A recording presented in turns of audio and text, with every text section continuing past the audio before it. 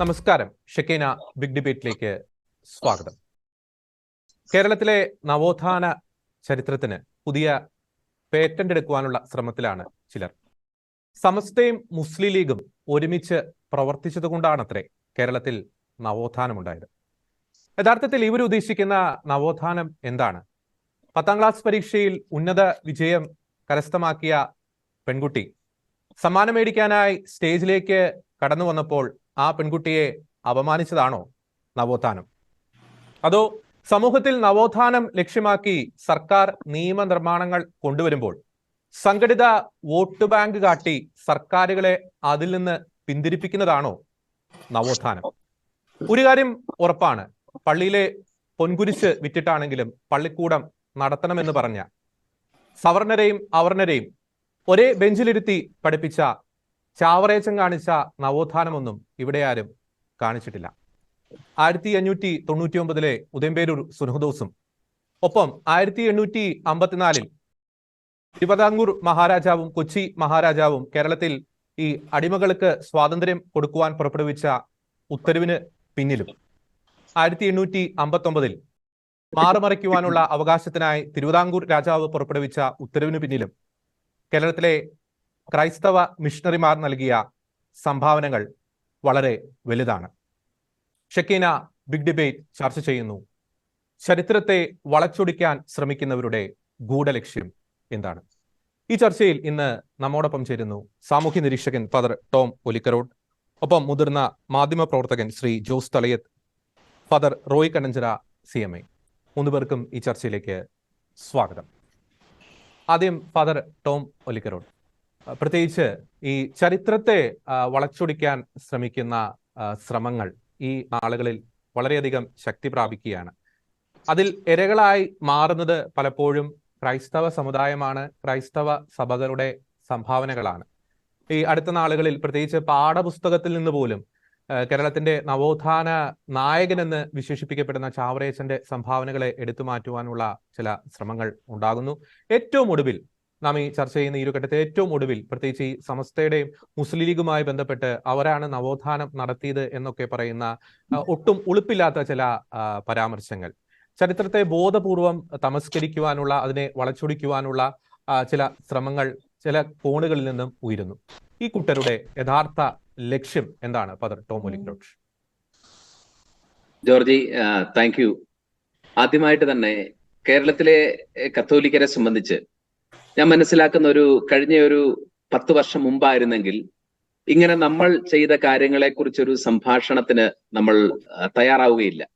നമ്മൾ ചരിത്രത്തിൽ ചെയ്ത കാര്യങ്ങൾ പറഞ്ഞു നടക്കുന്നതോ അത് പറയുന്നത് മെച്ചപ്പെട്ട കാര്യമാണെന്നുള്ള വിചാരമോ ഉണ്ടായിരുന്നില്ല നമുക്ക്. സുവിശേഷം പറയുന്ന പോലെ വലതുകൈ ചെയ്യുന്നത് ഇടതുകൈ അറിയാതിരിക്കട്ടെ എന്നുള്ള ക്രൈസ്തവ തത്വത്തിൽ വിശ്വസിച്ചിരുന്നവരാണ് നാം. പക്ഷെ ഇന്ന് നമ്മൾ ഇങ്ങനെ ഒരു ചർച്ച സംഘടിപ്പിക്കുന്നത് ഈ കാലത്ത് ക്രിസ്ത്യാനികൾ കൂടി ചേർന്ന് പണിതുയർത്തിയതാണ് ഈ കാണുന്ന ആധുനിക ഭാരതം, സാംസ്കാരിക കേരളം എന്ന് നമ്മൾ പറയാൻ നിർബന്ധിക്കപ്പെടുന്നതിന്റെ കാരണം നമ്മുടെ പ്രോജ്വലമായ ചരിത്രത്തെ ചില ആളുകൾ കഴിഞ്ഞ 2 പതിറ്റാണ്ടിലധികമായി വളരെ സംഘടിതവും ആസൂത്രിതവുമായ ശ്രമങ്ങളിലൂടെ തമസ്കരിക്കാനും മൂടിവെക്കാനും നടത്തുന്ന പരിശ്രമങ്ങളെ നമ്മൾ തിരിച്ചറിഞ്ഞതുകൊണ്ടാണ്. അപ്പോൾ നമുക്കിനി നിശബ്ദരായിരിക്കാൻ കഴിയില്ല.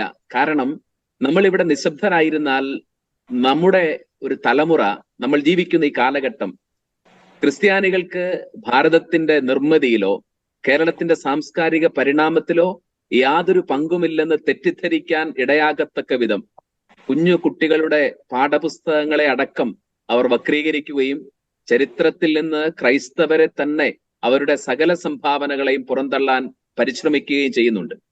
അപ്പോൾ ഇവിടെ പ്രസക്തമായൊരു ചോദ്യം, ആരാണ് നമ്മുടെ ചരിത്രത്തെ വളച്ചൊടിക്കാനും തമസ്കരിക്കാനും ബോധപൂർവ്വം ശ്രമിക്കുന്ന ആളുകൾ എന്നുള്ളതിന് ഉത്തരം, സ്വന്തമായി പറയാൻ നല്ലൊരു ചരിത്രമില്ലാത്തവർ മറ്റുള്ളവരുടെ ചരിത്രത്തെയും അവരുടെ സംഭാവനകളെയും വളച്ചൊടിക്കുകയും ചിലപ്പോൾ അത് വെടക്കാക്കി തനിക്കാക്കുന്ന ഹീനമായ നടപടികൾ സ്വീകരിക്കുകയും ചെയ്യും.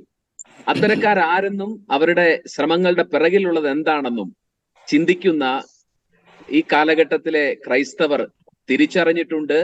അതുകൊണ്ട് തന്നെയാണ് നമ്മൾ സൃഷ്ടിച്ചെടുത്ത, നമ്മൾ കൂടി വിയർപ്പൊഴുക്കിയ ഇന്നത്തെ ഭാരതത്തെയും കേരളത്തെയും അതിലെ നമ്മുടെ ത്യാഗസുരഫലമായ സംഭാവനകളെ കുറിച്ച് നമ്മൾ സംസാരിക്കേണ്ടത്. അതുകൊണ്ട് തന്നെ ഈ ചർച്ച വളരെ പ്രസക്തിയുള്ള ചർച്ചയാണ്. ഞാൻ ആശിക്കുന്നത് ഈ ഒരു സംഭാഷണങ്ങൾ നമ്മുടെ ക്രൈസ്തവരിൽ, യുവജനങ്ങളിൽ, കുട്ടികളിൽ, നമ്മുടെ മതബോധന കേന്ദ്രങ്ങളിൽ ഈ ഒരു ചർച്ചയുടെ വിഷയങ്ങൾ ഒരുപക്ഷെ സൺഡേ സ്കൂളുകളിലെ പതിവ് സിലബസുകൾ നിർത്തിവെച്ച് കേരള സഭ ഒന്നാകെ കേൾക്കേണ്ടതും ചിന്തിക്കേണ്ടതും ഇതിനെക്കുറിച്ച് കൂടുതൽ പഠിക്കേണ്ടതുമായ ഒരു വിഷയമാണ് എന്ന് പ്രാഥമികമായിട്ട് സൂചിപ്പിക്കട്ടെ. അപ്പോൾ സ്വന്തമായി ചരിത്രമില്ലാത്ത ചിലർ നമ്മളുടെ ചരിത്രത്തെ അപഹരിക്കാൻ വളരെ ആസൂത്രിതമായി കഴിഞ്ഞ 2 പതിറ്റാണ്ടിലധികം ശ്രമം നടത്തിക്കൊണ്ടിരിക്കുന്നു. അതിന് തെളിവെന്തെന്ന് ചോദിച്ചാൽ പാഠപുസ്തകങ്ങൾ തന്നെ അതിന്റെ തെളിവാണ്. പിന്നീടാണ് ഇപ്പോൾ ജോർജി സൂചിപ്പിച്ചതുപോലെയുള്ള അവകാശവാദങ്ങളൊക്കെ പുറമെ പറയാനും മാത്രമുള്ള ധൈര്യം അവര് കാണിച്ചു തുടങ്ങുന്നു എന്ന് പറയുന്നു. ഞാൻ തിരുവിതാംകൂർ സ്റ്റേറ്റ് മാനുവൽ എന്ന് പറയുന്ന ഒരു രേഖ, അത് വി നാഗയ്യ എഴുതിയ രേഖയാണ്. സമുദായത്തിലെ താണപടിയിൽപ്പെട്ടവർ എന്നും ഇങ്ങനെ ഉദ്ധരിക്കപ്പെടാതെ കിടക്കുമായിരുന്നു. അവരുടെ വാസസ്ഥലങ്ങളിൽ പോയി ഉത്തമമാമിതം ഈ ലോകത്തിൽ ജീവിക്കാനുള്ള ബോധം അവരിൽ ഉത്ഭൂതമാക്കിയതിന്റെ മേന്മ ക്രൈസ്തവ മിഷണറിമാർക്ക് അവകാശപ്പെട്ടതാണ്. മിഷണറിമാരുടെ പ്രവൃത്തി കേവലം പ്രാചീന ചരിത്രത്തിന്റെ നവീകരണം, നിലവിലിരിക്കുന്ന മാതൃകയുടെ മിനുസപ്പെടുത്തൽ ആയിരുന്നില്ല. പ്രത്യുത പ്രശംസനീയമായ ശുഷ്കാന്തിയോടെ എതിർപ്പിനെയും പീഡനങ്ങളെയും അവഗണിച്ച് അവർ നടപ്പിൽ വരുത്തിയ പൂർണ്ണമായ നവീനവും അത്യന്തം ഉത്കൃഷ്ടവുമായ ഒരാശയമായിരുന്നു. നാഗയ്യ എന്ന് പറയുന്ന ആൾ തിരുവിതാംകൂർ സ്റ്റേറ്റ് മാനുവലിൽ പറയുന്ന കാര്യമാണ്. ആധുനിക കേരളത്തിന്റെ പരിണാമം എവിടെ എന്ന് ചോദിച്ചാൽ അത് യഥാർത്ഥത്തിൽ ഈ സാംസ്കാരിക വളർച്ചകളുടെ ഒക്കെ തുടക്കം ചില സാമൂഹിക പരിഷ്കരണങ്ങളിലൂടെയാണ്. ഭാരതം കണ്ട എക്കാലത്തെയും നലന്തുകഞ്ഞ സാമൂഹ്യ പരിഷ്കർത്താവെന്ന് നമ്മൾ പറയുന്ന രാജാവാർ റാം മോഹൻ റോയ് ആവട്ടെ, മഹാത്മാഗാന്ധി ആവട്ടെ, ഇവരിലൊക്കെ ഭാരതത്തിൽ നാളിതുവരെ നിലനിന്നിരുന്ന ചിലത് അനാചാരമാണെന്ന് എങ്ങനെയാണ് അവർക്ക് തോന്നിയത്? ഭർത്താവിന്റെ കത്തുന്ന ചിതയിലേക്ക് ഭാര്യയെ തള്ളിയിട്ട് നീണ്ട കമ്പുകൾ കൊണ്ട് അതിനെ ആ ചിതയിൽ അമർത്തിപ്പിടിച്ച് അതിന്റെ ശരീരം വെന്തടരുന്ന നിലവിളികളെ അവഗണിച്ച് നിൽക്കുന്നത് അനാചാരമാണെന്ന് മോഹൻ റോയ്ക്ക് എപ്പോഴാണ് തോന്നിയത്? ഈ ജാതി വ്യവസ്ഥത ഭാരതത്തിൽ നിൽക്കുന്ന ജാതി വ്യവസ്ഥിതികൾ തെറ്റാണെന്ന് ഗാന്ധിജിക്ക് എപ്പോഴാണ് തോന്നിയത്? ഞാൻ പറയും, അവർ ഇംഗ്ലീഷ് വിദ്യാഭ്യാസം സ്വീകരിച്ചപ്പോൾ, അവൻ പുറം ലോകത്ത് പോയിട്ട് അവർ മികച്ച മാനവികതയെ, ക്രൈസ്തവ മൂല്യബോധത്തെ പരിചയപ്പെട്ടപ്പോഴാണ് ഇത് അനാചാരമാണെന്ന് അവർക്ക് തോന്നിയത്. കേരളത്തിലേക്ക് നമ്മൾ കടന്നു വരുമ്പോൾ കേരളത്തിലെ ഏറ്റവും വലിയ പ്രതിസന്ധി എന്ന് പറയുന്ന സ്വാമി വിവേകാനന്ദൻ തന്നെ വിശേഷിപ്പിച്ച ഭ്രാന്താലയം എന്തിന്റെ ഭ്രാന്തായിരുന്നു? ജാതി ഭ്രാന്തായിരുന്നു. ഈ ജാതി വ്യവസ്ഥിതിയെ, ചാതുർവർണ്ണ്യത്തിന്റെ ഭീകരതയെ കേരളം എങ്ങനെ മറികടന്നുവെന്ന് ഇന്ന് അതിന്റെ അവകാശങ്ങൾ, സാമൂഹ്യ പുരോഗതിയുടെ അവകാശവാദങ്ങൾ ഉന്നയിക്കുന്ന എട്ടുകാലി മമ്മൂഞ്ഞിമാർ ശരിക്ക് ചരിത്രം പഠിച്ചാൽ അവർ മനസ്സിലാക്കും, പള്ളിക്കൂടങ്ങളിലിരുന്നാണ് ജാതി വ്യവസ്ഥിതിയെ, ചാതുർവർണ്ണ്യത്തെ കേരളം മറികടന്നത്. ആരാണ് ആ പള്ളിക്കൂടങ്ങൾ സൃഷ്ടിച്ചത്? ആ പള്ളിക്കൂടങ്ങളെ രൂപപ്പെടുത്തിയതും വളർത്തിയതും ചാവറയച്ചനും ക്രിസ്ത്യൻ മിഷണറിമാരും ചേർന്നാണ്. തീർച്ചയായിട്ടും CMI സന്യാസ സമൂഹത്തിലെ പ്രിയപ്പെട്ട റോയിയച്ചൻ നമ്മുടെ കൂടെയുണ്ട്. അദ്ദേഹം ആ കേരളത്തിന്റെ വിദ്യാഭ്യാസ ചരിത്രത്തിലൊക്കെ വളരെ അപകടമുള്ള ഒരു പണ്ഡിതനാണ്. അദ്ദേഹം ചാവറയച്ചന്റെ വിദ്യാഭ്യാസ പ്രവർത്തനങ്ങളെ കുറിച്ച് അദ്ദേഹം തീർച്ചയായിട്ടും നമ്മളോട് സംസാരിക്കും. അതുകൊണ്ട് ഞാൻ ആ വിഷയത്തിലേക്ക് കടക്കുന്നില്ല. അപ്പോൾ പള്ളിക്കൂടങ്ങളിലെ ബെഞ്ചുകളിൽ അല്ലെങ്കിൽ ക്ലാസ് റൂമുകളിൽ അടുത്തടുത്തിരുന്ന് ക്ഷത്രിയനും ബ്രാഹ്മണനും ശൂദ്രനും വൈശ്യനും അടുത്തിരുന്ന് ജാതിയുടെ ഭിന്നതകളെ മറികടക്കുന്ന ക്രൈസ്തവ വിദ്യാലയങ്ങളിലൂടെയാണ് കേരളം ചാതുർവർണ്ണ്യത്തെ മറികടന്നത്. അതുപോലെ തന്നെ നമ്മൾ ഈ സാമൂഹ്യ പുരോഗതിയെ കുറിച്ച് നമ്മൾ പറയുമ്പോൾ ക്രൈസ്തവ മിഷണറിമാര് കേരളത്തിൽ നിന്നുന്ന വലിയ അനാചാരങ്ങൾക്കെതിരെ പോരാടിയിട്ടുണ്ട്. അതിൽ ഏറ്റവും പ്രധാനപ്പെട്ട ഒരു കാര്യം കേരളത്തിൽ നിന്നിരുന്ന നികുതി വ്യവസ്ഥിതിയെ കുറിച്ചാണ്. തലക്കരം, മുലക്കരം, ഏണിക്കാണം, തലയിക്കാണം, ഇങ്ങനെ അവർണ സമുദായങ്ങളെ, പാവപ്പെട്ടവന്റെ ഉപജീവന മാർഗങ്ങളെ മുഴുവൻ ഈ നികുതിയുടെ മാർഗങ്ങളാക്കി പിരിച്ച് കൊഴുത്ത ഒരു സംവിധാനത്തിൽ ക്രൈസ്തവ മിഷണറിമാരാണ് ഇതിനെതിരെ ആദ്യമായി പ്രതികരിക്കുകയും 1814 തലക്കരം നിർത്തലാക്കാൻ ഈ തിരുവിതാംകൂർ മഹാരാജാവ് ഉത്തരവിടുന്നതിന്റെ പിറകിൽ ക്രൈസ്തവ മിഷണറിമാരുടെ ശക്തമായ ഇടപെടലുകളാണ്. അതുപോലെ തന്നെ 19-ാം നൂറ്റാണ്ട് 1800-കളിൽ ഇവിടെ മനുഷ്യരെ കാലിച്ചന്തകളിൽ വിൽക്കുന്ന പോലെ അടിമകളെ നിരത്തി നിർത്തി ലേലം വിളിച്ച് വിൽക്കുമായിരുന്നു. 14 രൂപയ്ക്കൊരു പൂർണ്ണാരോഗ്യമായ മനുഷ്യനെ ഇവിടെ വിറ്റിരുന്ന നാടാണ് ഈ ദൈവത്തിന്റെ സ്വന്തം നാട്. അതെങ്ങനെ പരിണമിച്ചുവെന്ന് ഈ പ്രബുദ്ധരായ ആളുകൾ ഓർക്കണം. അത് നമ്മൾ ക്രൈസ്തവർ നമ്മുടെ സംവിധാനങ്ങളിൽ ഇന്ന് നമുക്കത് നമ്മുടെ ക്രിസ്ത്യാനികൾ പോലും ആ ചരിത്രത്തെക്കുറിച്ച് അറിവില്ലാത്തവരാണ്. അടിമ വ്യവസ്ഥിതി നിർത്തലാക്കുന്നത് 1854 കൊച്ചി തിരുവിതാംകൂർ മഹാരാജാക്കന്മാർ അത് നിർത്തലാക്കിയത് മദ്രാസ് ഗവർണറുടെ ഉഗ്രശാസനയെ കൊണ്ടാണ്. എന്ന് പറഞ്ഞാൽ ബ്രിട്ടീഷ് പട്ടാളത്തെ പേടിച്ചിട്ടാണ് ഈ രാജാക്കന്മാർ ഈ സവർണ തമ്പുരാക്കന്മാരുടെ എതിർപ്പിനെ അവഗണിച്ച് അടിമക്കച്ചവടങ്ങൾ നിർത്തലാക്കാൻ നിർബന്ധിതരായത്. അപ്പോൾ 1853, 54 വർഷങ്ങളിൽ വരെ ഇവിടെ അടിമകൾ കണക്ക് മനുഷ്യരെ മൃഗങ്ങൾ കണക്ക് വിറ്റിരുന്ന നാടാണെന്ന് നമ്മൾ ഓർക്കണം.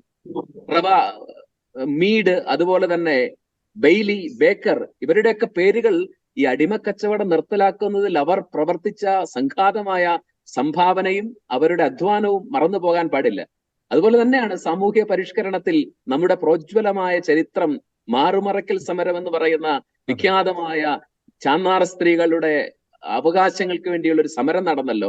അതിൽ 1859 മദ്രാസ് ഗവർണറുടെ ഉഗ്രശാസനം കൊണ്ടാണ് തിരുവിതാംകൂർ മഹാരാജാവ് ഈ ചാന്നാർ സ്ത്രീകൾക്ക് മാറുമറയ്ക്കാനുള്ള അവകാശം ഉണ്ടെന്ന് പറയുന്നത്.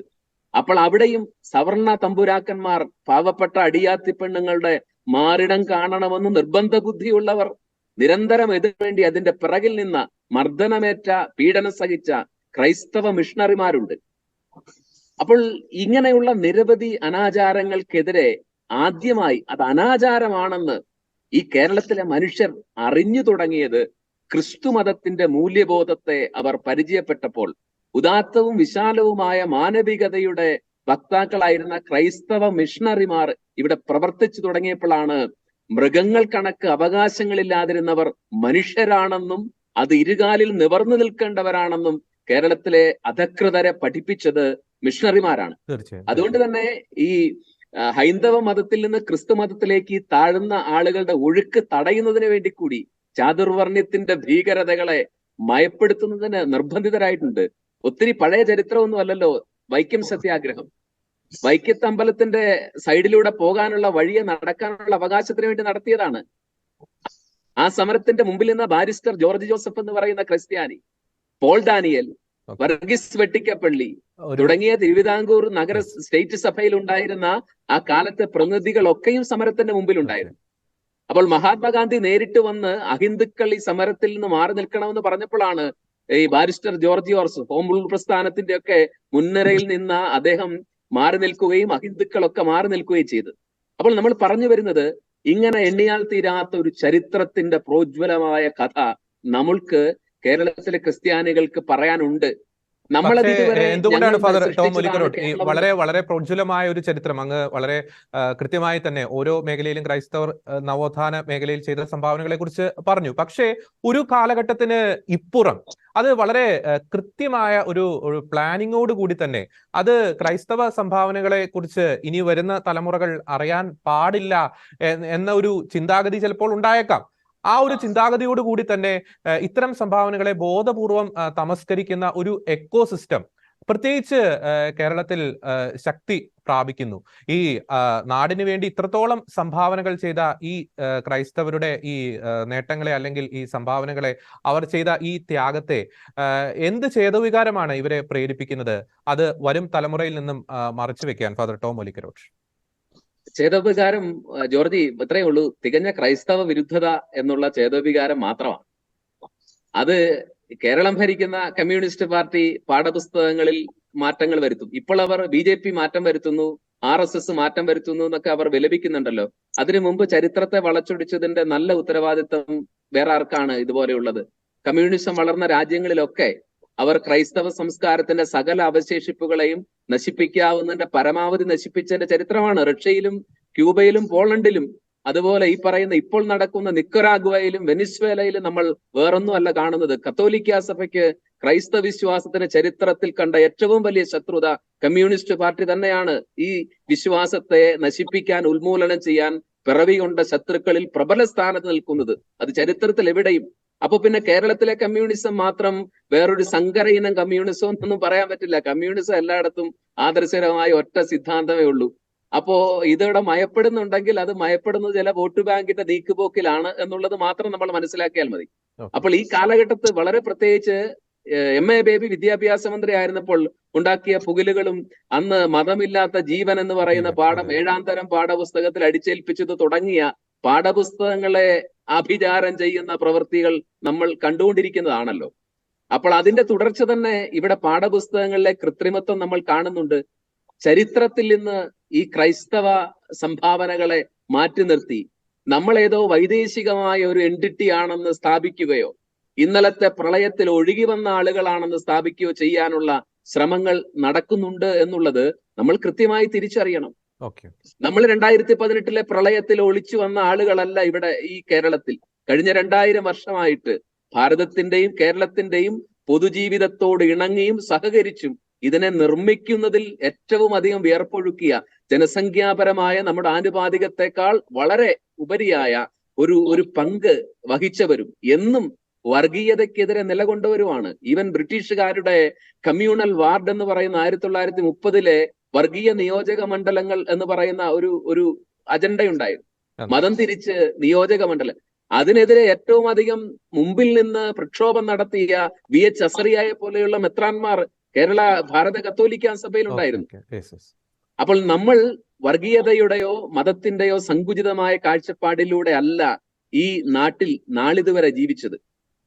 പക്ഷേ അങ്ങനെയുള്ള സങ്കുചിതമായ കാഴ്ചപ്പാടുകൾ ഉള്ളവർ, ഈ ക്രൈസ്തവ വിശ്വാസത്തെ ശത്രുപക്ഷത്ത് കാണുന്ന ആളുകൾ നമ്മളെ ചരിത്രത്തിൽ നിന്ന് ബഹിഷ്കരിക്കുക എന്ന് പറഞ്ഞാൽ വർത്തമാനത്തിൽ കാലത്ത് നമുക്ക് പ്രസക്തി ഇല്ലാതാക്കുക എന്നുള്ളതാണ്. എന്താണ് ചരിത്രം? ചരിത്രം ഒരാളുടെ വേരാണ്.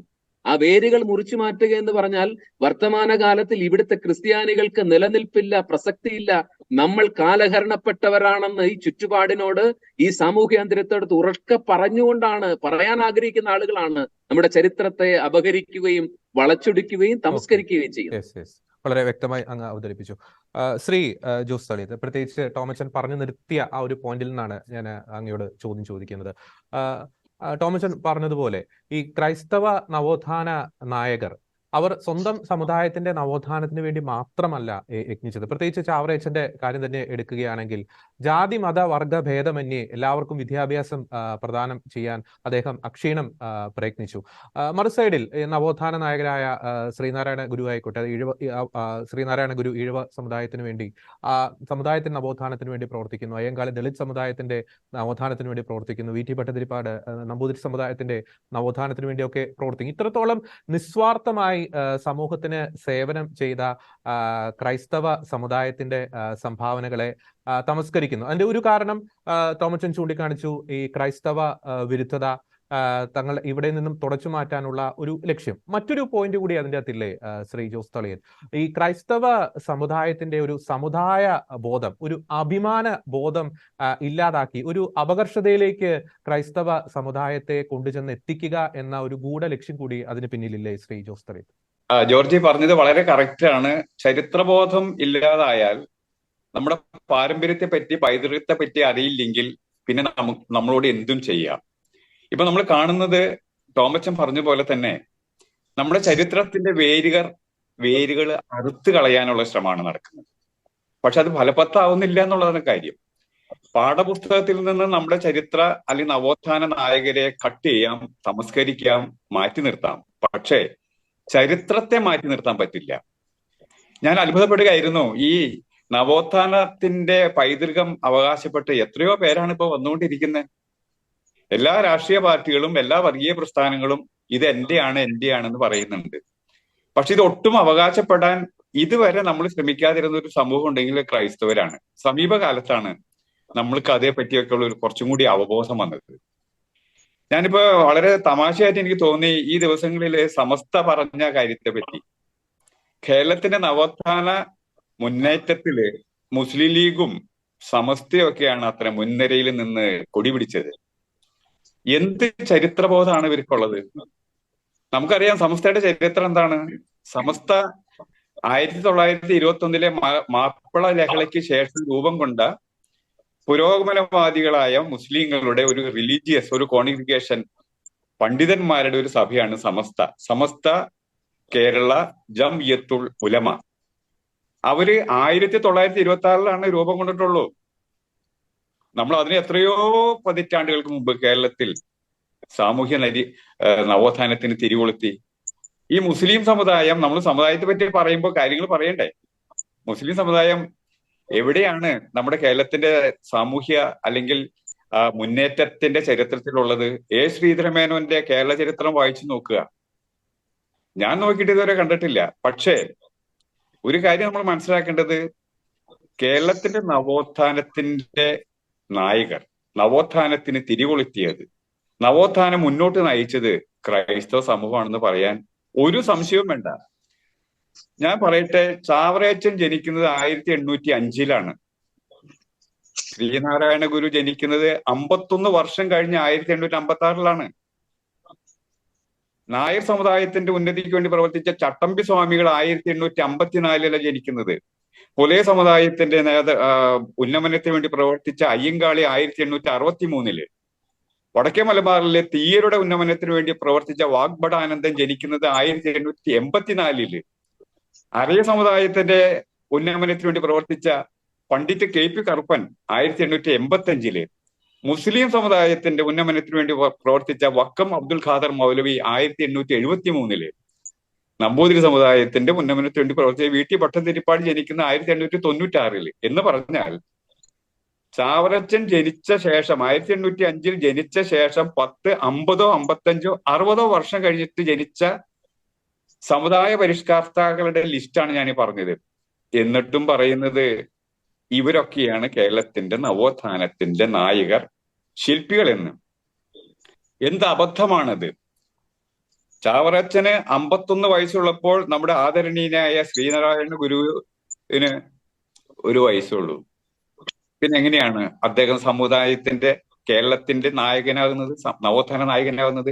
മറ്റൊരു വ്യത്യാസം കൂടി, ഇവരത്ര ചരിത്രത്തെ തമസ്കരിച്ചാലും നമ്മൾ മനസ്സിലാക്കേണ്ട ഒരു കാര്യം, കേരളത്തിന്റെ നവോത്ഥാന നായകർ എന്ന് പറയുന്ന മിഷണറിമാരും ചാവറച്ചനെ പോലെയുള്ള പിൻഗാമികളായ ക്രൈസ്തവ നേതാക്കളും അവര് സമൂഹത്തിന്റെ മുഴുവൻ, സമുദായത്തിന്റെ മുഴുവൻ ഉന്നമനത്തിന് വേണ്ടിയാണ്, നവോത്ഥാനത്തിന് വേണ്ടിയാണ് പ്രവർത്തിച്ചത്.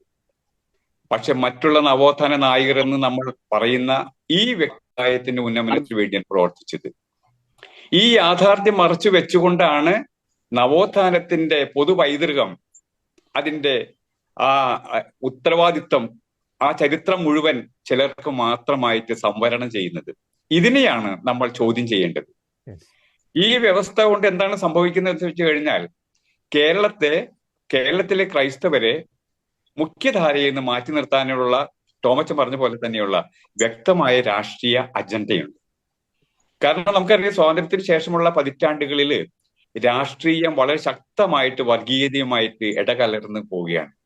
ഇവിടെ നമ്മുടെ കേരളത്തിന്റെ കഴിഞ്ഞ കാലത്ത് ചരിത്രം നോക്കി കഴിഞ്ഞാൽ ഇവിടെ ഭരിച്ചിട്ടുള്ള എല്ലാ സർക്കാരുകളും വർഗീയ വോട്ടിന്റെ പിൻബലത്തിലാണ് ജയിച്ചിട്ടുള്ളതും ഭരിച്ചിട്ടുള്ളതും. അപ്പൊ നമ്മൾ ഒരു ചെറിയ ശതമാനമാണെന്നുള്ള ഒരു പ്രശ്നമുണ്ട് ഇവിടെ. ആ പ്രശ്നം കൊണ്ടാണ് നമ്മളെ അരികിലേക്ക് മാറ്റി നിർത്തിക്കൊണ്ട് അവർക്ക് വേണ്ടപ്പെട്ട ശക്തമായിട്ടുള്ള വോട്ട് ബാങ്കുകളെ ഇവർ താലോലിക്കുന്നത്.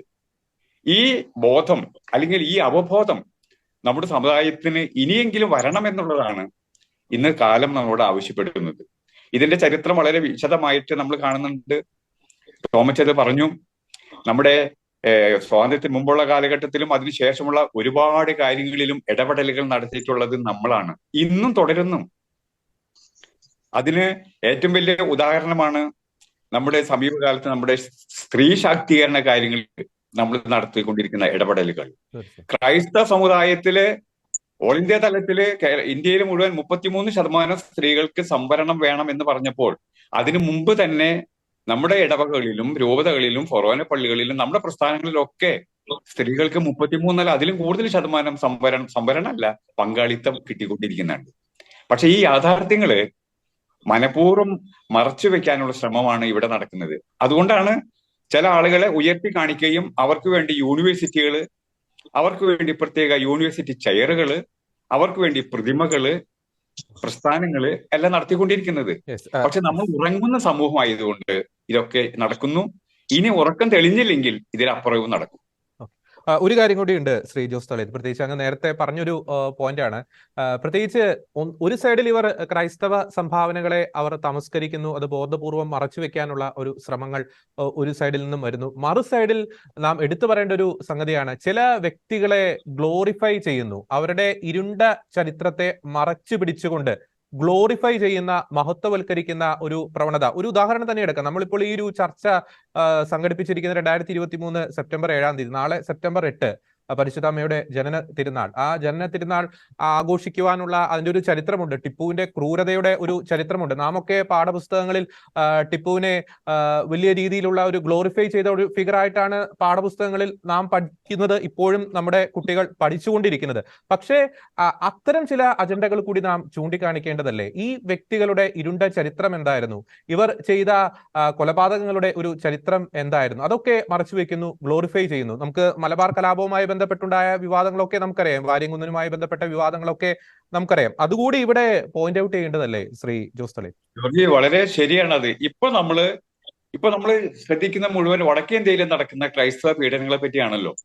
സംഘപരിവാരങ്ങളുടെ പീഡനങ്ങളെ പറ്റി മാത്രമേ പറയുന്നുള്ളൂ. അപ്പോൾ നമ്മൾ മനഃപൂർവ്വം തമസ്കരിക്കുന്ന മറ്റൊരു വശം എന്താണ്? ഇവിടെ മറ്റു ചില ആളുകൾ ഇപ്പൊ ടിപ്പു സുൽത്താന്റെ കാര്യം തന്നെ പറയുന്നു. 1784 ടിപ്പു സുൽത്താൻ മംഗലാപുരം ഉൾപ്പെട്ട കാനറ ജില്ല പിടിച്ചടക്കി ബ്രിട്ടീഷുകാരുടെ കയ്യിൽ നിന്ന്.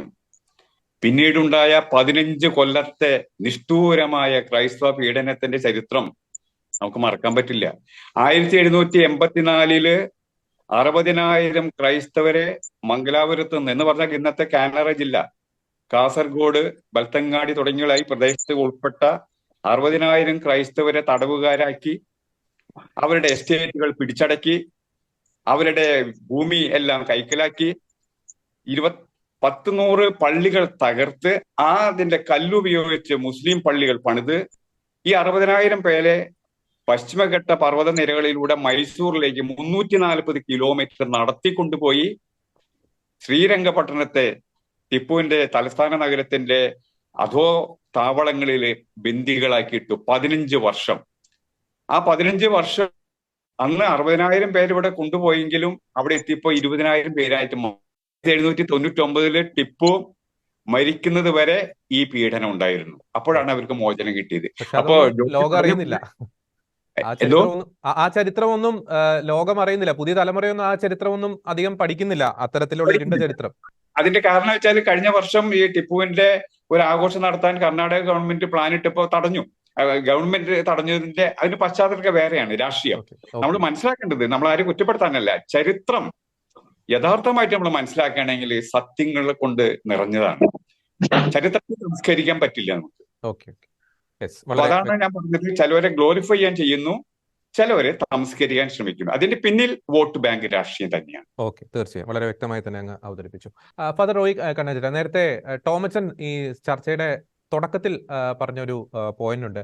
പലപ്പോഴും നമ്മളറിയാം, നമ്മുടെ കത്തോലിക്ക സഭ അല്ലെങ്കിൽ ക്രൈസ്തവ സഭകളുടെ ഒരു സംഭാവന, നിശബ്ദമായി സമൂഹത്തിൽ സേവനം ചെയ്യുന്ന വ്യക്തിത്വങ്ങളാണ് ക്രൈസ്തവ സഭയിലെ മിഷണറിമാരും ക്രൈസ്തവ സഭയിലെ അംഗങ്ങളുമൊക്കെ.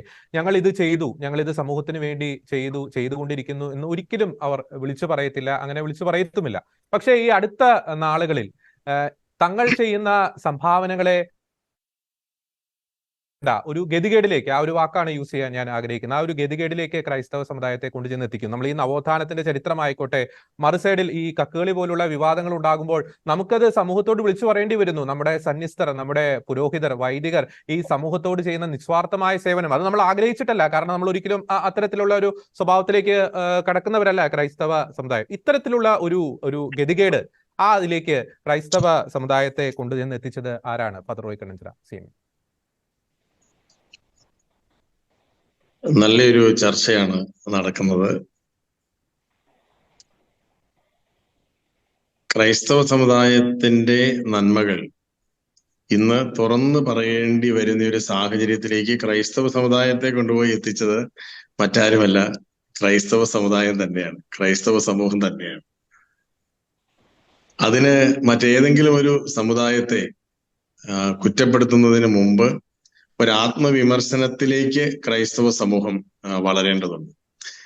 അത് രണ്ട് കാര്യങ്ങളാണ് ഞാനിവിടെ കാണുന്നത്. ഒന്ന്, ക്രൈസ്തവ സമൂഹത്തിന്റെ സ്വാഭാവികമായ ആ ഒരു സ്വത്വബോധമുണ്ടല്ലോ, അത് ഒരു മെഴുതിരി പോലെ ശാന്തമായി ഉരുകിത്തീർന്ന് ലോകത്തിന് പ്രകാശം കൊടുക്കുന്ന ആ ഒരു ശൈലിയാണ്, ക്രിസ്തുവിന്റെ ശൈലിയാണ്. അതൊരു ബഹളത്തിന്റെയോ അട്ടഹാസത്തിന്റെയോ ഒരു പ്രൊപ്പഗാന്തയുടെയോ ശൈലിയല്ല. ചെയ്യുന്ന കാര്യങ്ങൾ ലഭിക്കുന്ന ആൾക്കാർക്ക് വേണ്ടി മാത്രം ചെയ്യുക, അങ്ങനെ ഒരു കാര്യമാണ്. ഇവിടെ ഞാനത് ഈ അടുത്ത കാലത്ത് ഞാനത് കൂടുതൽ ശ്രദ്ധിച്ചിരുന്നു. ഇവിടെ പ്രളയം വന്നു കഴിഞ്ഞപ്പോൾ എനിക്ക് പരിചയമുള്ള എൻ്റെ ഒരു വൈദിക സുഹൃത്ത് കുട്ടനാട്ടിൽ നിന്ന് എന്നെ വിളിച്ചു.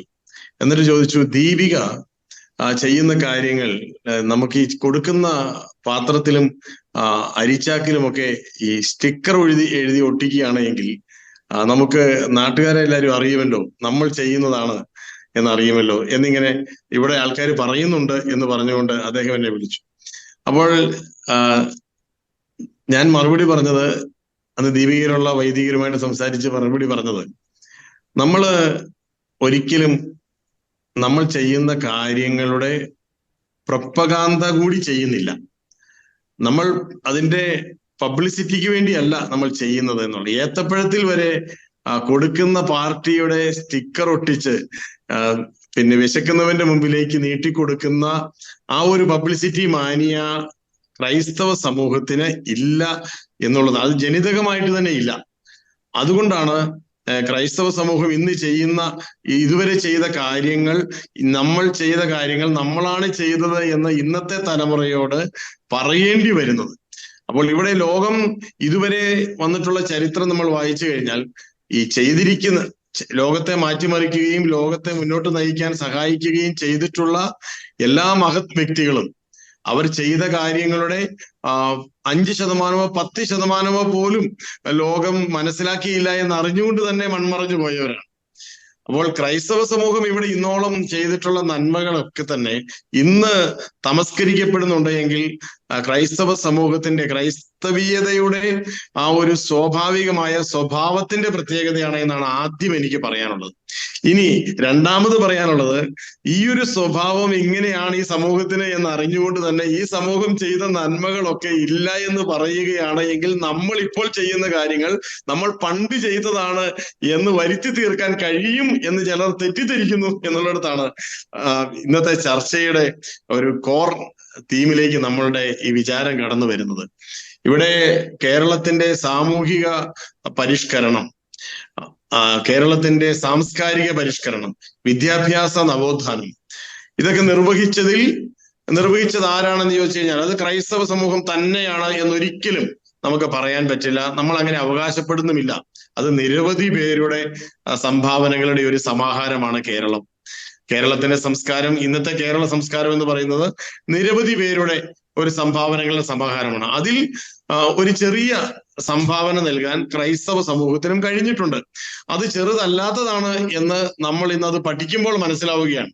ഇവിടെ പ്രിയപ്പെട്ട ടോമച്ചനും ജോസ് സാറും ഈ കേരള സംസ്കാരത്തിൽ, വിദ്യാഭ്യാസ സംസ്കാരത്തിൽ സാമൂഹിക സമത്വം ഇവിടെ ആർജിച്ചെടുക്കുന്നതിൽ ക്രൈസ്തവ സമൂഹത്തിന്റെ പ്രതിനിധികളായി നിന്ന് പടപൊരുതിയ നിരവധി പേരുടെ പേരുകൾ സൂചിപ്പിക്കുകയുണ്ടായി.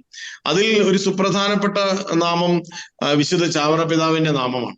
ചാവറപിതാവ് കേരളത്തിന്റെ ക്രൈസ്തവ സമൂഹത്തിന് നൽകിയ, ഈ കേരളത്തിന്റെ പൊതുസമൂഹത്തിന് നൽകിയ സംഭാവനകൾ എന്തൊക്കെയാണ് എന്നത് ഈ ഒരു ചർച്ചയുടെ ഭാഗമായി ഒന്ന് സൂചിപ്പിക്കാൻ കൂടി ഞാൻ ഈ ഒരു അവസരം ഉപയോഗിക്കുകയാണ്. നമുക്കറിയാം, ഇവിടെ ജോസാറും ടോമച്ചനും പറഞ്ഞ പോലെ കേരളം ഇന്ന് ആദരിക്കുന്ന, അല്ലെങ്കിൽ 7ാം ക്ലാസ്സിലെ നമ്മുടെ പാഠപുസ്തകത്തിന്റെ കഥയാണല്ലോ എല്ലാവരും പറയുന്നത്. 7ാം ക്ലാസ് മുതൽ 11ാം ക്ലാസ് വരെയുള്ള പാഠപുസ്തകത്തിലും ചാവറയച്ചനില്ല, അല്ലെങ്കിൽ ക്രൈസ്തവ സംഭാവനകളെ പറ്റിയുള്ള പരാമർശം പോലും ഇല്ല.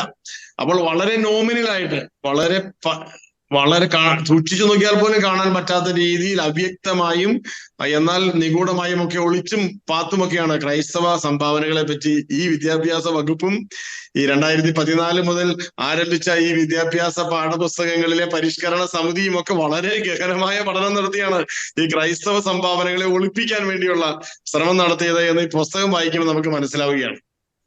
ഇവിടെ ജോസാറ് സൂചിപ്പിച്ചു, ശ്രീനാരായണ ഗുരുവും ചട്ടമ്പി സ്വാമികളും അയ്യങ്കാളിയും വാഗ്ഫടാനന്ദനും വക്കം അബ്ദുൽ ഖാദർ മൗലവിയും ഒക്കെ കേരളത്തിന്റെ സാംസ്കാരിക നായകരാണ് എന്ന് പാഠപുസ്തകങ്ങളിൽ പരാമർശിക്കുന്നുണ്ട് എന്ന് അദ്ദേഹം സൂചിപ്പിക്കുകയുണ്ടായി. അങ്ങനെ തന്നെയാണ്, അതിനെന്താ സംശയം? സാറ് പറഞ്ഞത് അത് ശരിയുമാണ്, ടോമച്ചനും പറഞ്ഞു അത് ശരിയാണ്. അതേസമയം തന്നെ ഈ പറയുന്ന ശരികൾക്കിടയിൽ മറ്റൊരു ശരിയെ ഇവർ പൊതിഞ്ഞ് അല്ലെങ്കിൽ തമസ്കരിച്ചു, ചവിട്ടിത്താഴ്ത്തി എന്നത് ഒരു ഈ ഓണത്തിന്റെ മിത്ത് വെച്ച് പറയുകയാണെങ്കിൽ വലിയ കാൽപാദങ്ങൾ കൊണ്ട് ഒരു മഹാബലിയെ ഇവിടെ ചവിട്ടിത്താഴ്ത്തിയിട്ടുണ്ട്. കേരളത്തിന്റെ പൊതുസമൂഹ നിർമ്മിതിക്ക് വേണ്ടി ചെയ്തിട്ടുള്ള കാര്യങ്ങൾ എന്തൊക്കെയാണ് എന്ന് ഇന്നത്തെ വിദ്യാർത്ഥി ലോകം നീതിപൂർവമായ ഒരു ചരിത്ര പഠനം ഇന്ന് സാധ്യമാവുകയുള്ളൂ എന്നത് ആർക്കാണ് അറിയത്തില്ലാത്തത്? ഇതെല്ലാവർക്കും അറിയാം. ഇതിപ്പോൾ ഇവിടെ ഞങ്ങളാണ് ഇവിടെ നവോത്ഥാനം കൊണ്ടുവന്നത് എന്ന് പറഞ്ഞ് ഇവിടെ പുതിയൊരു ചർച്ചയ്ക്ക് തുടക്കമിട്ടിരിക്കുന്ന മുസ്ലിം ലീഗും സമസ്തയും അല്ലെ, ആ രണ്ട് സംഘടിത സംവിധാനങ്ങളാണ് ഇവിടെ നവോത്ഥാനം കൊണ്ടുവന്നിരിക്കുന്നത് എന്ന് പറഞ്ഞിരിക്കുന്നവർക്കും ഉത്തരവാദിത്വമുണ്ട്. അവർ ജീവിച്ചു തുടങ്ങിയ കാലഘട്ടങ്ങളിൽ ഞങ്ങളാണ് കേരളത്തിൽ സാംസ്കാരിക വിദ്യാഭ്യാസ സാമൂഹിക നവോത്ഥാനം കൊണ്ടുവന്നത് എന്ന് ഇപ്പോൾ അലറിപ്പറയുന്നവർ ഇത് അലറിപ്പറയാതെയും അമർത്തിപ്പറയാതെയും നിശബ്ദമായി തലമുറകളിലൂടെ ഈ ഒരു സാംസ്കാരിക പരിണാമം സംഭവിക്കുവാൻ വേണ്ടി ആളും അർത്ഥവും നൽകി ധീരമായ നായകത്വം നടത്തിയവരെ തമസ്കരിക്കുമ്പോൾ അത് ഒരു ചരിത്രത്തോട് ചെയ്യുന്ന ഒരു അനീതിയാണ്. എനിക്ക് സമസ്തയോടും മുസ്ലിം ലീഗിനോടും പറയാനുള്ളത്, നിങ്ങൾ ചാവറയച്ചനെ പഠിക്കുക എന്നാണ്. നിങ്ങൾ ചാവറയച്ചനെ വായിക്കുക. അദ്ദേഹം ഒരു മുസ്ലിം ആയിരുന്നില്ല, അദ്ദേഹം ഒരു ക്രൈസ്തവനായിരുന്നു.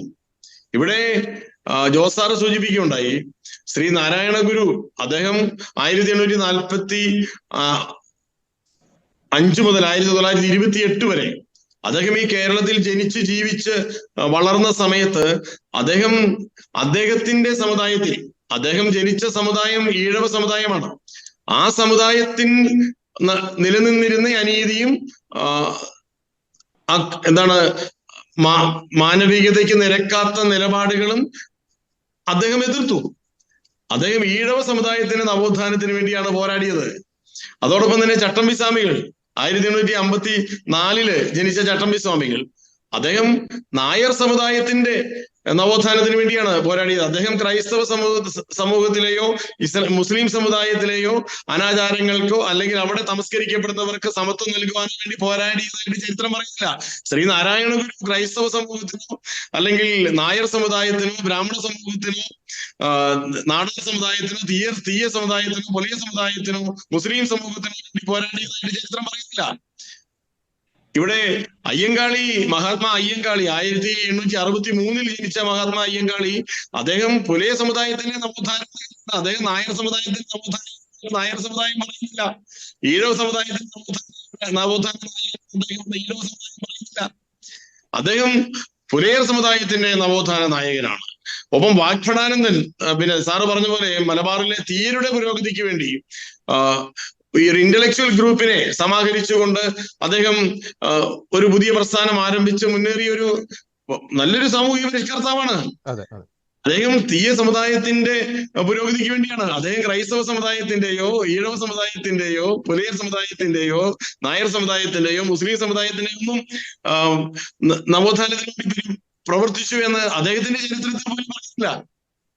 അപ്പോൾ ഇവിടെ വക്കം അബ്ദുൽ ഖാദർ മൗലവി, അദ്ദേഹം മുസ്ലിം സമുദായത്തിന്റെ നവോത്ഥാനത്തിന് വേണ്ടി പ്രവർത്തിച്ച നവോത്ഥാന നായകനാണ്. എന്താ സംശയം? നമ്മൾ ആദരിക്കുന്നു. അദ്ദേഹം നായർ സമുദായത്തിന്റെ നവോത്ഥാനത്തിന് വേണ്ടി പ്രവർത്തിച്ചു എന്ന് അദ്ദേഹം പോലും വിശ്വസിക്കുന്നില്ല, പറയുന്നില്ല. എന്നാൽ ഇവിടെ എന്താണ് വ്യത്യാസം? ഇവിടെ ഇവരെല്ലാവരും തമസ്കരിക്കുന്ന വിശുദ്ധ ചാവറ പിതാവ് അദ്ദേഹം ചെയ്തത് എന്താണ് എന്ന് ഈ കാലം പഠിക്കണം. പഠിച്ചില്ലെങ്കിൽ ഈ പുതിയ തലമുറ ചരിത്രത്തിന്റെ ബോധപൂർവമായ തമസ്കരണത്തിലൂടെ അവരുടെ അറിവിന്റെ പരിസരത്ത് ഒട്ടിച്ചു വെക്കുന്ന അജ്ഞതയുടെ ഒരു പ്രതലമുണ്ട്. അതങ്ങനെ ഒരു ശൂന്യമായി നിലനിൽക്കും. അതിന് തിരുത്തൽ വരുത്തണം. അതിന് മുസ്ലിം ലീഗിനോട് എനിക്ക് പറയാനുള്ളത്, സമസ്തയോട് പറയാനുള്ളത്, നിങ്ങൾ ചാവറ പിതാവിന്റെ സംഭാവനകൾ പഠിക്കുക എന്നാണ്. നിങ്ങളൊക്കെ ഇത് പഠിക്കുക, നിങ്ങളത് വായിക്കാത്തതുകൊണ്ടാണ് നിങ്ങൾ ഇങ്ങനെ പറഞ്ഞത്. നിങ്ങൾക്ക് ഇങ്ങനെ പറയേണ്ടി വന്നത് ഈ ചരിത്രം വായിക്കാത്തത് കൊണ്ടാണ്, നിങ്ങളുടെ അറിവില്ലായ്മ കൊണ്ടാണ് നിങ്ങൾ ഇങ്ങനെ പറഞ്ഞത്. നിങ്ങൾക്ക് അറിയാമായിരുന്നെങ്കിൽ ഇവിടെ ഞാനൊരു പുസ്തകം നിങ്ങൾക്ക് റെഫർ ചെയ്യുകയാണ്. അത് സുഹൃതം സ്മര എന്ന ഒരു പുസ്തകമാണ്. ഈ പുസ്തകത്തിൽ 1818, 18, 19, 20, 21 നൂറ്റാണ്ടുകളിലെ കേരളത്തിന്റെ സാമൂഹിക നവോത്ഥാനത്തെ പറ്റി നമ്മുടെ Sukumar Azhikode, professor M K Sanu, A Sreedhara Menon, P Govinda Pillai, M Leelavathi, professor Mathew Ulakamthara, C P Sreedharan തുടങ്ങിയ നിരവധി ഇന്ന് ജീവിച്ചിരിക്കുന്നവരും മരിച്ചവരുമായിട്ടുള്ള സാംസ്കാരിക നായകരൊക്കെ എഴുതി വെച്ചിരിക്കുന്ന ചരിത്രത്തിൽ അവരെല്ലാം സൂചിപ്പിക്കുന്ന ഒരു കാര്യമുണ്ട്. ഈ കാലഘട്ടത്തെ കോർത്തിണക്കിയ ഒരു ചരിത്രത്തിന്റെ യുഗപുരുഷൻ, ഒരു യുഗസ്രഷ്ടാവ്, അത് മറ്റാരുമല്ല, അത് ചാവറ പിതാവാണ്. കാരണം അദ്ദേഹം 1846 മാന്നാനത്ത് അദ്ദേഹത്തിന്റെ ആശ്രമത്തിന്റെ മുറ്റത്ത് പണിത സംസ്കൃത സ്കൂള്, ആ സംസ്കൃത സ്കൂളിൽ അദ്ദേഹം ക്രൈസ്തവരെയും ഹൈന്ദവരെയും ഒരുമിച്ചിരുത്തി നവോത്ഥാനത്തിന്റെ ആദ്യാക്ഷരങ്ങൾ എഴുതി കൊടുത്തപ്പോൾ അതൊരു പ്രത്യേക സമുദായത്തിന്റെ ഉദ്ധാരണത്തിന് വേണ്ടിയുള്ള പരിശ്രമമാണ് മാറി. ഫാദർ റോയ് കണിഞ്ചിറ, ഒരു പോയിന്റ് ഞാനൊന്ന് ഇടപെടുകയാണ്.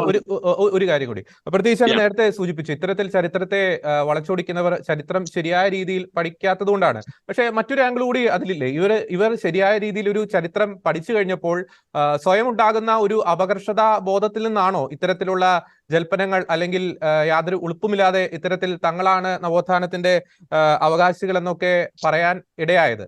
ഫാദർ റോയ് കണിഞ്ചിറ, അങ്ങനെ പിന്നെ ഒരു വ്യാഖ്യാനം അതിന് കൊടുക്കാൻ ഒരു പുരോഹിതൻ എന്നുള്ള നിലയിൽ എനിക്ക് സാധിക്കുന്നില്ല. കാരണം അങ്ങനെ പറയാതിരിക്കുന്നതാണ് നല്ലത്.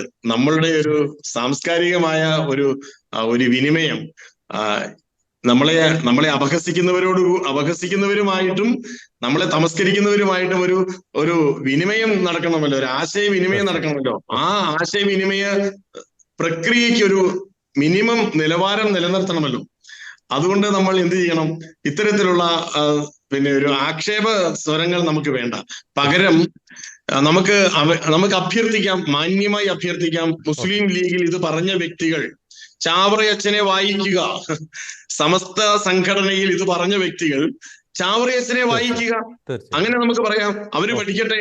അവര് പഠിക്കുമ്പോൾ അവർക്ക് ഒഴിവാക്കാൻ കഴിയില്ല 1864 കേരളത്തിൽ അന്ന് നിലനിന്നിരുന്ന 169 കത്തോലിക്ക ഇടവക ദേവാലയങ്ങളുടെ മുറ്റത്ത് പള്ളിയോടൊപ്പം പള്ളിക്കൂടം പണിയണമെന്ന് 1846 മാന്നാനത്തെ സംസ്കൃത സ്കൂൾ സ്ഥാപിച്ചപ്പോഴുണ്ടായ അനുഭവത്തിൽ നിന്ന് വിശുദ്ധ ചാവറ പിതാവ്, അന്നത്തെ അദ്ദേഹത്തിന്റെ മെത്രാപ്പോലീത്തയായിരുന്ന ബർണദീനോസ് വെച്ചിനെല്ലി പിതാവിന്റെ അനുഗ്രഹാശിസുകളോടുകൂടി അദ്ദേഹം ഈ ഒരു നിർദ്ദേശം ആ ഇടവക വികാരിമാർക്ക് നൽകുകയും അതൊരു സമ്മർദ്ദമായിട്ട് അവതരിപ്പിച്ചതിന്റെ പേരിൽ ഇത്രയും പള്ളികളുടെ മറ്റത്തെ പള്ളിക്കൂടങ്ങൾ ഉണ്ടാവുകയും ആ പള്ളിക്കൂടങ്ങളിൽ ഇനിയാണ് ശ്രദ്ധിക്കാനുള്ളത്, ക്രൈസ്തവ വിദ്യാർത്ഥികളെ മാത്രം പഠിപ്പിച്ചാൽ മതി എന്നല്ല. അവിടെയാണ് ഈ മറ്റ് സാമുദായിക നേതാക്കൾ, സാമുദായിക പരിഷ്കർത്താക്കളിൽ നിന്ന് ചാവറ പിതാവിനുണ്ടാകുന്ന വ്യത്യാസം എന്ന് പറയുന്നത് അവിടെയാണ്. എന്താണ് വ്യത്യാസം? അദ്ദേഹം ആവശ്യപ്പെട്ട പരിഷ്കരണം അനുഭവിക്കേണ്ടത് ജാതിമത വ്യത്യാസമില്ലാതെ എല്ലാ മക്കളുമാണ് എന്ന് അദ്ദേഹം പറഞ്ഞു. അവിടെ നായരെന്നോ ഈഴവരെന്നോ പുലയരെന്നോ തീയരെന്നോ നാടാരെന്നോ മുസ്ലിമെന്നോ ക്രൈസ്തവനെന്നോ വ്യത്യാസമില്ലാതെ എല്ലാവർക്കും വേണ്ടി കേരളത്തിൽ ആദ്യമായി പൊതുസമൂഹ നിർമ്മിതിക്ക് വേണ്ടി പള്ളിക്കൂടത്തിനുള്ളിൽ ഒരു പുത്തൻ ബെഞ്ച് പണിതുയർത്തിയത് ഈ ചാവറയച്ചനാണ്. എന്റെ പ്രിയപ്പെട്ട മുസ്ലിം ലീഗ് നേതാക്കളെ, എന്റെ പ്രിയപ്പെട്ട സമസ്തയുടെ നേതാക്കളെ. ഓക്കെ അത് ചാവറേച്ചനാണ്. അത് 1846-ലാണ്. 1846-ലാണ്. 1864 വീണ്ടും അദ്ദേഹം അത് ആവർത്തിച്ചു. 1865-ലാണ് അദ്ദേഹം മറ്റൊരു വലിയ വിപ്ലവം ഉണ്ടാക്കിയത്. അത് മറ്റൊന്നുമല്ല, കേരളത്തിലെ പള്ളിക്കൂടങ്ങളിൽ, ഈ പള്ളിയോടൊപ്പമുള്ള പള്ളിക്കൂടങ്ങളിൽ ഉച്ചക്കഞ്ഞി സമ്പ്രദായം ഏർപ്പെടുത്തി. എ ശ്രീധരമേനോൻ 1959-ലെ EMS സർക്കാർ ഏർപ്പെടുത്തിയ അതിനനുസരിച്ച് എഴുതിയ കേരള ചരിത്രത്തിൽ ഉച്ചക്കഞ്ഞി സമ്പ്രദായം കേരളത്തിൽ കൊണ്ടുവന്നത് EMS നമ്പൂതിരിപ്പാടാണെന്ന് സൂചിപ്പിക്കേണ്ടി വന്നിട്ടുണ്ട്. എന്നാൽ ഈ സുഹൃതം സ്മര എന്ന പുസ്തകത്തിൽ അദ്ദേഹം തന്നെ തിരുത്തി പറയുന്നുണ്ട്. 1936 നവംബർ 26-ന് സർ CP അന്നത്തെ ദിവാനായിരുന്ന സർ CP രാമസ്വാമി അയ്യർ മഹാരാജാവിന് കൊടുത്ത ഒരു കുറിപ്പിൽ ക്രൈസ്തവ വിദ്യാഭ്യാസ സ്ഥാപനങ്ങളിലെ ഉച്ചക്കഞ്ഞി സമ്പ്രദായം കേരളത്തിന്റെ പൊതുവിദ്യാലയങ്ങളിലേക്ക് സ്ഥാപിക്കണം, അത് തുടരണമെന്ന്. വളരെ പെട്ടെന്ന് ഫാദർ ഒരു റൗണ്ട് കൂടി നമുക്ക് പോകണം, അതുകൊണ്ട് വളരെ പെട്ടെന്ന്. ഓക്കെ, അതുകൊണ്ട് ഞാൻ പറയുകയാണ്, നമ്മൾ ഇവിടെ പറയുമ്പോൾ ഇവിടെ നമ്മൾക്ക് പിന്നെ ക്രൈസ്തവ സംഭാവനകളെ നമ്മൾ തമസ്കരിച്ച് കളയുന്നു എന്ന് പറയുമ്പോൾ അതിന്റെ ഒന്നാമത്തെ ഒരു കാരണം ക്രൈസ്തവരുടെ ഈ പ്രകടനപരത ഇല്ലായ്മയാണ്. ക്രൈസ്തവരുടെ ഈ പബ്ലിസിറ്റി മാനിയ ഇല്ലായ്മയാണ്. ഏത്തപ്പഴത്തിലും സ്റ്റിക്കർ ഒട്ടിക്കുന്ന പാർട്ടിയുടെയും പിന്നെ മതസംഘടനകളുടെയും സ്റ്റിക്കർ ഒട്ടിക്കുകയും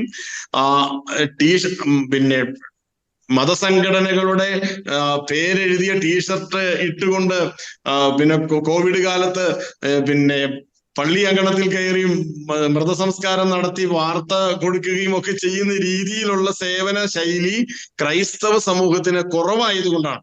ഇല്ലെന്ന് ഞാൻ പറയുന്നില്ല, കുറവായതുകൊണ്ടാണ്. അതുകൊണ്ട് അതാണ് ഈ സമൂഹത്തിന്റെ അന്തസ്സ്. അതേസമയം ഈ സമൂഹം, ഈ കേരളത്തിന്റെ പൊതുസമൂഹ നിർമ്മിതിക്ക് വേണ്ടി ചാവറയച്ചൻ കേരളത്തിന്റെ പൊതുസമൂഹ നിർമ്മിതിക്ക് വേണ്ടിയാണ് പ്രവർത്തിച്ചത് എന്നുള്ളത് കൊണ്ടാണ് അദ്ദേഹത്തെ കേരളത്തിന്റെ സാംസ്കാരിക നവോത്ഥാന നായകൻ എന്ന് വിളിക്കണമെന്ന് ഞാൻ പറയാൻ കാരണം, അല്ലെങ്കിൽ ഈ ഒരു സമൂഹം പറയാൻ കാരണം. മറ്റുള്ള സഹോദരങ്ങൾ തീർച്ചയായും കേരള സമൂഹത്തിന് വേണ്ടി വർക്ക് ചെയ്തു, നവോത്ഥാനത്തിന് വേണ്ടി പരിശ്രമിച്ചു, അവരുടെ സമുദായത്തെ സമുദ്ധരിച്ചു. അതും കേരള സമൂഹത്തിന്റെ ഭാഗമാണ്. അതുകൊണ്ട് കേരളത്തിന് നവോത്ഥാന നായകനെ വിളിക്കുന്നത് തെറ്റില്ല. എന്നാൽ ഒന്നാമത് വിളിക്കേണ്ടത് ചാവറ പിതാവിനെ തന്നെയാണ് എന്ന് പറയാനാണ് ഞാൻ ആഗ്രഹിക്കുന്നത്. വളരെ വ്യക്തമാണ്. ഫാദർ റോയ് കണ്ണഞ്ചിറ പറഞ്ഞൊരു പ്രസക്തമായ ഒരു പോയിന്റ് ഉണ്ട്. ഇത്തരത്തിൽ പ്രസ്താവനകൾ നടത്തുന്നവർ ചാവറയച്ചന്റെ ജീവിതം പഠിക്കട്ടെ എന്നൊരു കാര്യം. നമ്മൾ ചർച്ചയുടെ അവസാന റൗണ്ടിലേക്ക് വരുമ്പോൾ ഫാദർ ടോം ഒലിക്കറോഡ്, പ്രത്യേകിച്ച് നമ്മൾ പലപ്പോഴും പല ചർച്ചാവേദികളിലും പറയുന്ന ഒരു കാര്യമാണ്, ഈ കാലോചിതമായ നമ്മുടെ വിശ്വാസ പരിശീലനത്തിൽ മാറ്റം സംഭവിക്കണം, അത്തരത്തിലുള്ള പരിശീലനങ്ങൾ കൊണ്ടുവരണം എന്നത്. നമുക്കറിയാം, നമ്മുടെ നിലവിലെ കേരളത്തിലെ ഒരു സാമൂഹിക യാഥാർത്ഥ്യം പരിശോധിക്കുമ്പോൾ ഒരു ലെഫ്റ്റ് ഇസ്ലാമിസ്റ്റ് അച്ചുതണ്ട് ശക്തമായി കൊണ്ടിരിക്കുന്ന ഒരു കാലഘട്ടത്തിൽ നമ്മുടെ കുട്ടികൾ പഠിക്കുന്ന പാഠപുസ്തകങ്ങളിൽ നിന്ന് നാം നേരത്തെ സൂചിപ്പിച്ച തരത്തിലുള്ള ക്രൈസ്തവ സംഭാവനകളുടെ യഥാർത്ഥ ചിത്രം അവർക്ക് ലഭിക്കും എന്ന കാര്യത്തിൽ സംശയമുണ്ട്. അതുകൊണ്ട് തന്നെ നമ്മുടെ വേദപാഠ പുസ്തകങ്ങളിൽ കുറെ കൂടി കാലോചിതമായി ഇത്തരത്തിലുള്ള ക്രൈസ്തവ സംഭാവനകൾ കൂടുതൽ നമ്മുടെ കുട്ടികളെ പഠിപ്പിക്കുവാനുള്ള നടപടികൾ സ്വീകരിക്കേണ്ട കാലം അതിക്രമിച്ചില്ലേ? ഞാൻ ഈ പറയുന്ന ഒരു പശ്ചാത്തലം, പ്രത്യേകിച്ച് ഈ ഒരു നേരത്തെ ജോസാറ് പറഞ്ഞതുപോലെ ഈ ഒരു ചരിത്ര ബോധം മനസ്സിൽ നിന്ന് എടുത്തു മാറ്റിക്കഴിഞ്ഞാൽ പിന്നെ സമുദായ ബോധം തനിയെ നഷ്ടപ്പെടുന്ന ഒരു പശ്ചാത്തലത്തിൽ. Father Tom ഒലിക്കറോഡ്.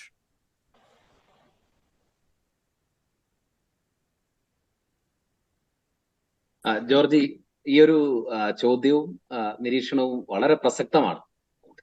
കാരണം നമ്മൾ ഈ പറയുന്ന ഈ ഒരു ചാനൽ ചർച്ചയുടെ പ്രേക്ഷകരാരാണ്? ഞാൻ വിചാരിക്കുന്ന ഒരു 40-ന് മേൽ പ്രായമുള്ള ക്രിസ്ത്യാനികളാണ് ഇതിന്റെ നമ്മുടെ പ്രേക്ഷകർ. പക്ഷേ ഇത് താഴെയുള്ള ബഹുഭൂരിപക്ഷം വരുന്ന അടുത്ത തലമുറകൾ ഇത് കാണുന്നില്ല. അവരിവിടെ പക്ഷെ അവർ കാണുന്നതും കേൾക്കുന്നതുമായ കാര്യം ഷെക്കീന ചാനൽ ഒഴിച്ച് കേരളത്തിലെ ഒരു മുഖ്യധാര ചാനലുകളും ഇപ്പോൾ ഈ സംവാദം, ഇതുപോലൊരു സംവാദം നടത്തുകയുമില്ല. അവർ കാണുന്ന മാധ്യമങ്ങളൊക്കെയും ഈ പറയുന്ന ക്രൈസ്തവ വിരുദ്ധതയോ നമ്മുടെ ചരിത്രത്തെ തമസ്കരിക്കലോ നമ്മുടെ തലമുറകളെ ആത്മബോധമില്ലാത്തവരാക്കി രൂപപ്പെടുത്തുന്നതിനുള്ള ഗൂഢശ്രമങ്ങൾ ഉള്ളവരുമാണ്. അതുകൊണ്ട് നമുക്ക് നമ്മുടെ സൺഡേ സ്കൂൾ ക്ലാസ്സുകൾ നിർബന്ധമായും, ഞാൻ വിചാരിക്കുന്നു സിറോ മലബാർ സഭ അതിന്റെ പ്രധാനപ്പെട്ട ഒരു പിന്നെ ചർച്ചയുടെ വിഷയമായിട്ട് അഭിയന്ത പിതാക്കന്മാർ ഈ ഒരു വിഷയം എടുത്തിട്ടുണ്ട്. അതുകൊണ്ട് തന്നെ നമ്മുടെ സൺഡേ സ്കൂളുകളിൽ നമ്മുടെ ചരിത്രം കൃത്യമായി പഠിപ്പിക്കണം. നമ്മുടെ സെമിനാരികളിൽ പഠിപ്പിക്കണം, കോൺവെന്റുകളിൽ പഠിപ്പിക്കണം, സന്യാസ ഭവനങ്ങളുടെ പരിശീലന കേന്ദ്രങ്ങളിൽ പഠിപ്പിക്കണം. കാരണം ഇന്ന് സഭയിൽ പുരോഹിതരായിട്ടോ സമർപ്പിതരായിട്ടോ സേവനം ചെയ്യുന്ന ബഹുഭൂരിപക്ഷം പേർക്കും തങ്ങൾ ഉൾപ്പെട്ട ചരിത്രത്തെക്കുറിച്ചുള്ള ഗ്രാഹ്യമില്ലാത്തവരായിട്ടുണ്ട്. സെമിനാരിയിലെ കരിക്കുലങ്ങളിൽ നിർബന്ധമായിട്ടും ഈ ഒരു വിഷയം പഠിപ്പിക്കാതെ എങ്ങനെയാണ് ഒരു പുരോഹിതന് നാളെ വെളിയിലിറങ്ങി ആളുകളെ, കുട്ടികളെ, ഒരു തലമുറയെ ഭാരതത്തിലെ ക്രൈസ്തവ സംഭാവനകളെ കുറിച്ച് പഠിപ്പിക്കാൻ പറ്റുന്നത്? അതുകൊണ്ട് ഈ ഒരു തിരുത്തൽ, നമ്മുടെ ചരിത്രത്തിന്റെ കൃത്യമായ ഒരാഖ്യാനം നമ്മൾ എത്തിക്കേണ്ടതുണ്ട്. അതിനുള്ള സമയം അതിക്രമിച്ചിരിക്കുന്നു എന്നുള്ളതാണ് യാഥാർത്ഥ്യം. ഞാനിത് പറഞ്ഞുകൊണ്ട് ഞാനൊരു 2-3 കാര്യങ്ങളിലൂടെ എനിക്ക് ഇതിൽ പറയാനുണ്ട്. അത് സൂചിപ്പിച്ചുകൊണ്ട് നിർത്താം. അതിലൊന്ന്, കേരളത്തിലെ ക്രൈസ്തവ സംഭാവനകളിൽ ഏറ്റവും നിസ്തുലമായതൊന്ന് മാധ്യമരംഗത്താണ്. മുതിർന്ന മാധ്യമ പ്രവർത്തകനായ ജോസാർ നമ്മുടെ കൂടെയുണ്ട്. അദ്ദേഹം അത് കൂടുതൽ പറയട്ടെ. ഞാൻ ഇത്രയും മാത്രമേ സൂചിപ്പിക്കുന്നുള്ളൂ. കേരളത്തിലെ ആദ്യത്തെ പത്രം തലശ്ശേരിയിലെ ലീത്തോസ് ഇല്ലിക്കുന്നിൽ നിന്ന് പുറപ്പെടുവിച്ച ഹെർമൻ ഗുണ്ടട്ട് എന്ന് പറയുന്ന മിഷണറി, മലയാളത്തിലെ ആദ്യത്തെ ദിനപത്രം ദീപിക, നസ്രാണി ദീപിക 1887 പുറത്തിറക്കിയ നിധിരിക്കൽ മാണിക്കത്തനാർ, 1457 ഗുട്ടൻബർഗ് ജർമ്മനിയിൽ അച്ചടിയന്ത്രം കണ്ടുപിടിച്ചെങ്കിൽ കൃത്യം ഒറ്റ നൂറ്റാണ്ടിനിപ്പുറം 1557 ഗോവയിലും അമ്പഴക്കാടും പ്രസ് സ്ഥാപിച്ച് മുദ്രണം സാധ്യമാക്കിയ കേരളത്തിലെ മിഷണറിമാർ, മലയാളത്തിലെ വട്ടെഴുത്തും വളച്ചെഴുത്തും ഉണ്ടായിരുന്ന ഈ എഴുത്ത് ചതുരവടിവിലുള്ള അക്ഷരങ്ങളാക്കി ശുദ്ധമായ വെള്ളിയിൽ ഈ ലിപികളെയൊക്കെയും മെനഞ്ഞെടുത്ത ബെഞ്ചമിൻ ബെയ്ലി എന്ന് പറയുന്ന മഹാനായ മിഷണറി, വെറും 24 വയസ്സിൽ അദ്ദേഹം ആലപ്പുഴയിൽ വന്ന് ബോട്ടിറങ്ങിയെങ്കിൽ പിന്നെ ശിഷ്ടകാലം മുഴുവൻ മലയാള ഭാഷയ്ക്ക് വേണ്ടി അധ്വാനിച്ച ആളാണ്. ഈ അടുത്താണ് മലയാള പാഠപുസ്തകങ്ങളിൽ നിന്ന് നശിപ്പിച്ചു കളഞ്ഞ അക്ഷരങ്ങളെ ഫാദർ തോമസ് മൂലയിൽ എന്ന് പറയുന്ന പാലായിലെ വന്ധ്യനായ പുരോഹിതന്റെ നീണ്ട പോരാട്ടങ്ങളിലൂടെ പുനഃസ്ഥാപിച്ചത്. അപ്പോൾ ഇങ്ങനെ ഭാഷയെ ഇന്നത്തെ കാണുന്ന മലയാളത്തെ രൂപപ്പെടുത്തുന്നതിൽ കേരളത്തിലെ മിഷണറിമാർക്ക് വലിയൊരു പങ്കുണ്ട്. അതുപോലെ തന്നെ നമ്മൾ ഇന്ന് കേരളം രക്ഷപ്പെട്ടു എന്ന് പറയുന്ന ഏറ്റവും പ്രധാനപ്പെട്ടത് പ്രവാസികളുടെ പണമാണ്. ഈ പ്രവാസികളിൽ ബഹുഭൂരിപക്ഷം ആരാണ്? നഴ്സുമാരാണ്. ആരാണ് മോഡേൺ നഴ്സിംഗ് ഈ കേരളത്തിൽ ഇൻട്രൊഡ്യൂസ് ചെയ്തത്? 1906 അന്നത്തെ തിരുവിതാംകൂർ മഹാരാജാവ് കൊല്ലം ബിഷപ്പ് മരിയ അലോഷ്യസ് ബെൻസിംഗർ തിരുമേനിയോട് ആവശ്യപ്പെടുകയാണ് യൂറോപ്പിൽ നിന്ന് ആധുനിക നഴ്സിംഗ് പഠിച്ച നഴ്സസ്മാരെ തിരുവിതാംകൂറിലെ മെഡിക്കൽ കോളേജുകളിൽ സേവനത്തിന് കൊണ്ടുവരണം. അങ്ങനെ അലോഷ്യസ് ബെൻസിംഗർ തിരുമേനിയാണ് സ്വിറ്റ്സർലൻഡിൽ നിന്ന് 4 നഴ്സുമാരെ കൊണ്ടുവരും, സിസ്റ്റേഴ്സ്, കന്യാസ്ത്രീമാർ 4 നഴ്സുമാർ ഇവിടെ വന്ന് അവർ ഈ കേരളത്തിലെ മെഡിക്കൽ കോളേജിൽ ആദ്യ നഴ്സിംഗിന്റെ പാഠങ്ങൾ പഠിപ്പിക്കും. കൊല്ലം ജില്ലയിലെ കൊട്ടിയത്ത് അവരാണ് ആദ്യത്തെ നഴ്സിംഗ് സ്കൂൾ തുടങ്ങിയത്. ആ നഴ്സിംഗിന്റെ ബലത്തിലാണ് കേരളത്തിലെ കുടുംബങ്ങൾ രക്ഷപ്പെട്ടത്. ക്രിസ്ത്യാനികളെ മാത്രം തിരഞ്ഞു പിടിച്ചല്ല അവർ പഠിപ്പിച്ചത്. നാനാജാതി മതസ്ഥർ, ഒരു വിവേചനവും ജാതിയുടെയോ മതത്തിന്റെ കൂടാതെ ഈ നഴ്സിംഗ് പഠിച്ച് വിദേശ രാജ്യങ്ങളിൽ, വികസിത രാജ്യങ്ങളിൽ പോയി വിദേശ നാണ്യം കൊണ്ട് കേരളം രക്ഷപ്പെട്ടെങ്കിൽ അതിന് നന്ദി പറയേണ്ടത് കൊല്ലം രൂപതയുടെ അന്നത്തെ ബിഷപ്പായിരുന്ന മരിയ അലോഷ്യസ് ബെൻസിംഗറോടാണ്. ഏത് പാഠപുസ്തകങ്ങളിലാണ് ഈ ചരിത്രം എഴുതിയിട്ടുള്ളത്? ഒരൊറ്റ കാര്യം കൂടി, ചന്ദ്രയാന്റെ 3ന്റെ ഗരിമയിലാണല്ലോ നമ്മൾ. ശ്രീഹരിക്കോട്ടയിൽ നിന്ന് ഇങ്ങനെ ഒരു ആകാശപേടകം ഉയരുന്നതിന്റെ പിറകിൽ തിരുവനന്തപുരം അതിരൂപത നടത്തിയ മഹാത്യാഗത്തിന്റെ കഥയുണ്ട്. പീറ്റർ ബെർണാഡ് പെരേര എന്ന് പറയുന്ന വിശുദ്ധനായ മെത്രാന്റെ ധീരമായ നിലപാടുണ്ട്.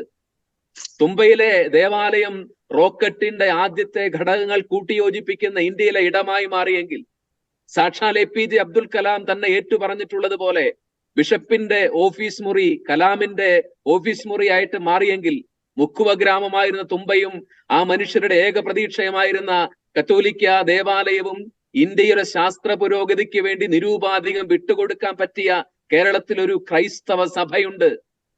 കൊച്ചിൻ പോർട്ട് യാഥാർത്ഥ്യമാക്കിയതിന്റെ പിറകിൽ കൊച്ചി രൂപതയുടെ ഉപേക്ഷയുടെയും ത്യാഗത്തിന്റെ കഥയുണ്ട്. ആ കഥ ഈ ബഹിരാകാശ ഗവേഷണങ്ങളെ കുറിച്ച് പറയുന്ന പാഠപുസ്തകങ്ങളിൽ ഒരാളും രേഖപ്പെടുത്തുകയില്ല. അത് രേഖപ്പെടുത്തേണ്ടതും അത് പഠിപ്പിക്കേണ്ടതും കടമ എന്ന് പറയുന്നത് ഈ ക്രൈസ്തവ സമുദായത്തിൻ്റെതാണ്.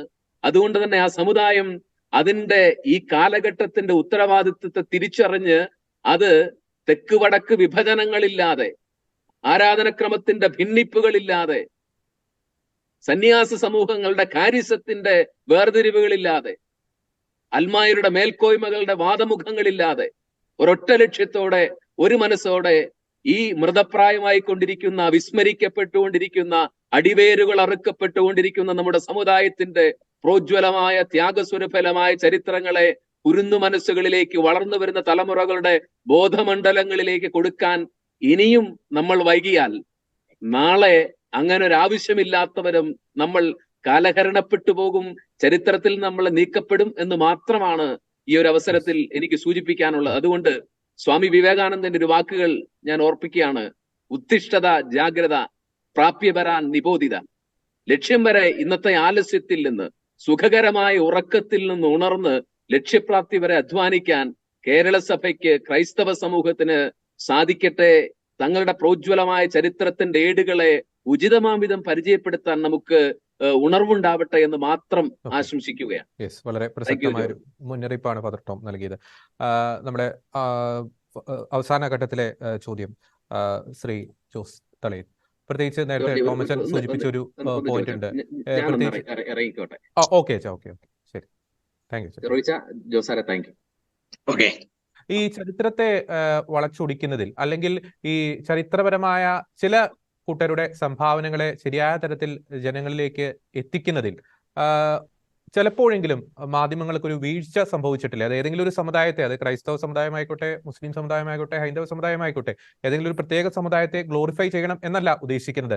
പക്ഷേ എല്ലാ സമുദായങ്ങളുടെയും ഈ നാടിന് നൽകിയ സംഭാവനകളെ ഈക്വലായി അത് ജനങ്ങളിലേക്ക് എത്തിക്കുന്നതിൽ മാധ്യമങ്ങൾ പലപ്പോഴും പരാജയപ്പെടുന്നു. അതിൽ ചിലപ്പോഴെങ്കിലും ചില മാധ്യമങ്ങൾക്കെങ്കിലും ചില പക്ഷപാതപരമായിട്ടുള്ള ചില റിപ്പോർട്ടിങ്ങുകൾ അതിൽ സംഭവിക്കുന്നത് എന്തുകൊണ്ടാണ്? ശ്രീ ജോസ് തളയിൽ. ജോർജി, ഒരു 30 വർഷത്തെ പത്രപ്രവർത്തനത്തിന്റെ ഒരു ചെറിയ അനുഭവ സമ്പത്ത് വെച്ചാണ് ഞാനിപ്പോൾ ഈ വിഷയം സംസാരിക്കുന്നത്. റോയച്ചൻ പറഞ്ഞതുപോലെ, അതുപോലെ തന്നെ ടോമച്ചൻ പറഞ്ഞതുപോലെ, അതിന്റെ അടിസ്ഥാനം കരയുന്ന കുഞ്ഞിനെ പാല് ലഭിക്കും. നമ്മുടെ സമൂഹം നമ്മുടെ ചരിത്രത്തെ അറിയാത്തിടത്തോളം കാലം മാധ്യമങ്ങൾക്കായാലും രാഷ്ട്രീയ പാർട്ടികൾക്കായാലും വർഗീയ പ്രസ്ഥാനങ്ങൾക്കായാലും എന്തും പ്രചരിപ്പിക്കാം, എന്തും പറയാം.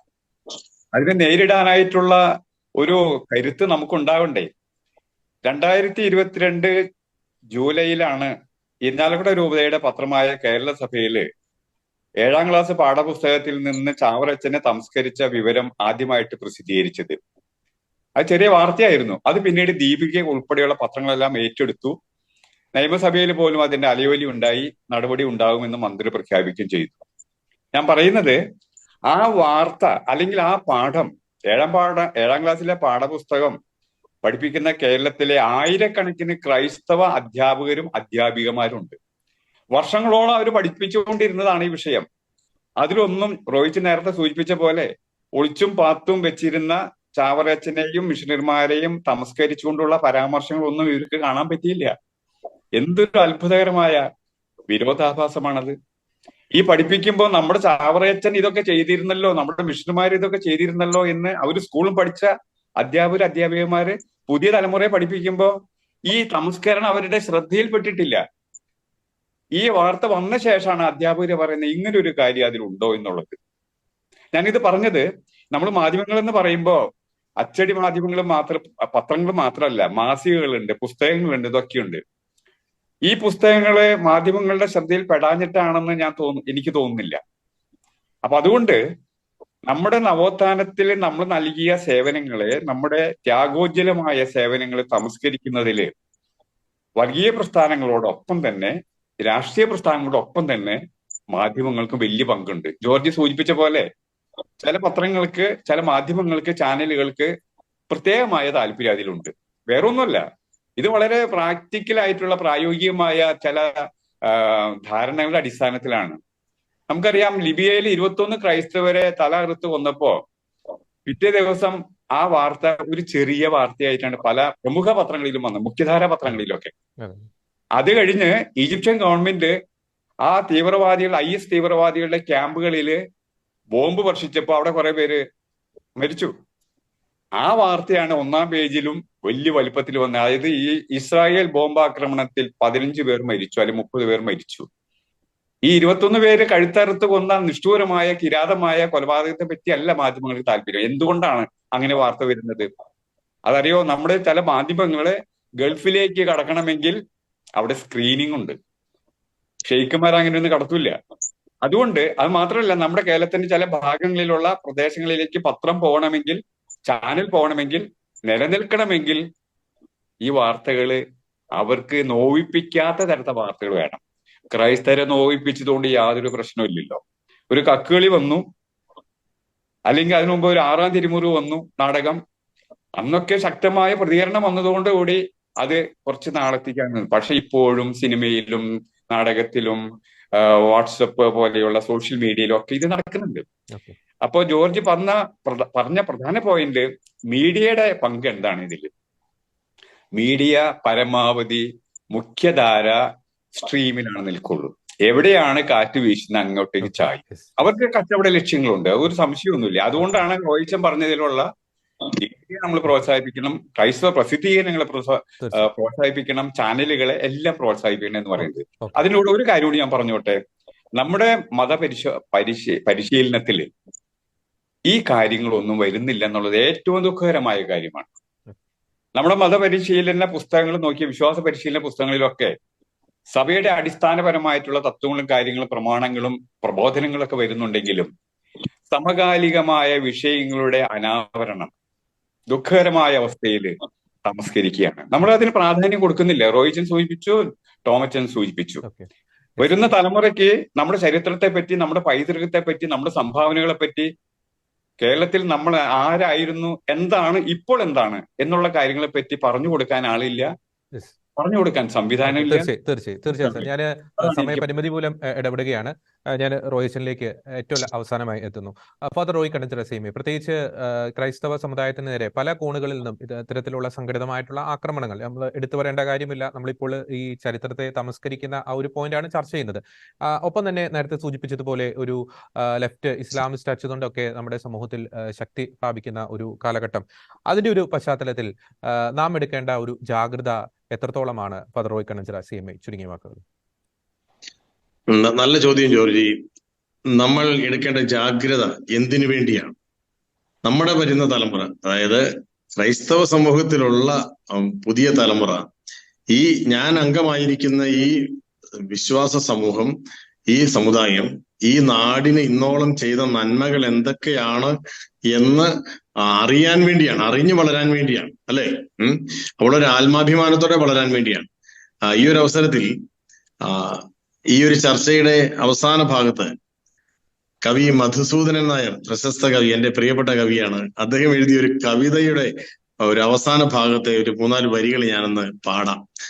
അത് പിന്നെ പ്രേക്ഷകരൊന്ന് ശ്രദ്ധിക്കുന്നത് നല്ലതാണ്. അമ്മയുടെ എഴുത്തുകൾ എന്ന കവിതയാണ്. ആ കവിതയുടെ അവസാന ഭാഗം എങ്ങനെയാണ്?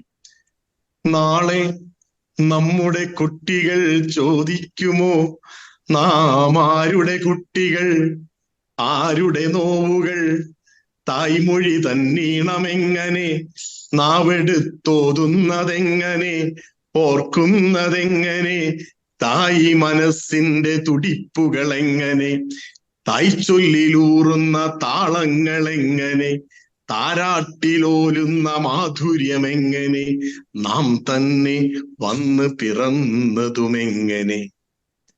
ഇതാണ് ചോദ്യം. നാളെ ആരു തേടും? കവി ചോദിക്കുകയാണ്, നാളെ നമ്മുടെ കുട്ടികൾ കോർക്കാനും അമ്മയെ വേണ്ടാതിരിക്കുമോ എന്ന് ചോദിക്കുന്ന ഒരു ചോദ്യമുണ്ട്. ഇതാണ് ഒരു ജാഗ്രതയില്ലായ്മയുടെ ഒരു അനന്തര ഫലം. നമ്മുടെ സമുദായത്തിൽ മാത്രമല്ല, എല്ലാ സമുദായത്തിലും എല്ലാ സമൂഹത്തിലും. ചരിത്രം പഠിക്കട്ടെ. കേരളത്തിലെ ക്രൈസ്തവ സമൂഹത്തിന് സ്വന്തം ചരിത്രത്തെ പറ്റിയുള്ള മതിപ്പ് ഉണ്ടാവുകയും മാത്രമാണ് ഒരു പരിഹാരം.